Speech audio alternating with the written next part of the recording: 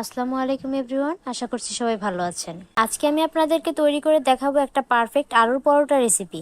এটা গরম গরম খেতে ভীষণ মজার। আজকের ভিডিওতে ছোট ছোট প্রতিটা স্টেপ আপনাদের সাথে শেয়ার করব। যে স্টেপগুলো ফলো করলে আপনিও এরকম ফুলকো আলুর পরোটা তৈরি করে নিতে পারবেন। তো চলুন তাহলে শুরু করা যাক। প্রথমেই আমি পরোটা তৈরি করার জন্য একটা ডো তৈরি করে নেব। আর এর জন্য নিয়ে নিচ্ছি 2.5 কাপ পরিমাণ আটা। চাইলে এখানে আটার পরিবর্তে ময়দা দিয়েও বানাতে পারবেন। দিয়ে দিচ্ছি 1 চা চামচ পরিমাণ লবণ। আপনাদের টেস্ট অনুযায়ী লবণের পরিমাণ বাড়িয়ে কমিয়ে নিতে পারবেন। দিয়ে দিচ্ছি 2 টেবিল চামচ পরিমাণ রান্নার তেল। এখন তেলটাকে হাত দিয়ে ঘষে ঘষে মিশিয়ে দিতে হবে।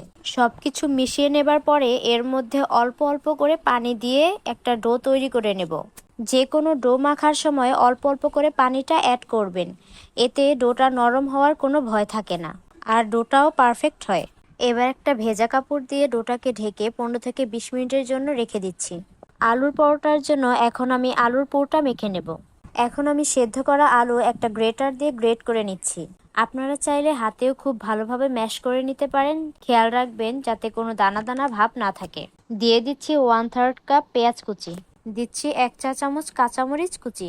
দিচ্ছি 1/2 চা চামচ চিলি ফ্লেক্স, 1/2 চা চামচ জিরার গুঁড়া, আর 1/2 চা চামচ ধনিয়ার গুঁড়া, 1/4 চা চামচ লাল মরিচের গুঁড়া।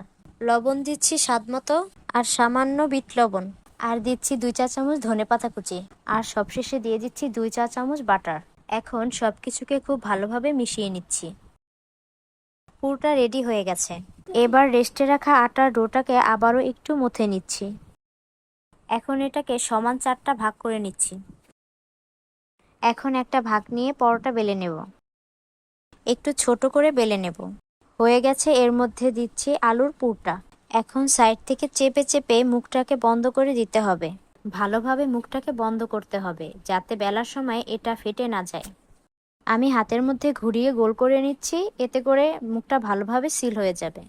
এখন আমি হাত দিয়ে চেপে চেপে পরোটাকে খানিকটা বড় করে নেব। বড় করে নেওয়ার পরে সামান্য আটা দিয়ে পরোটাটাকে বেলে নেব।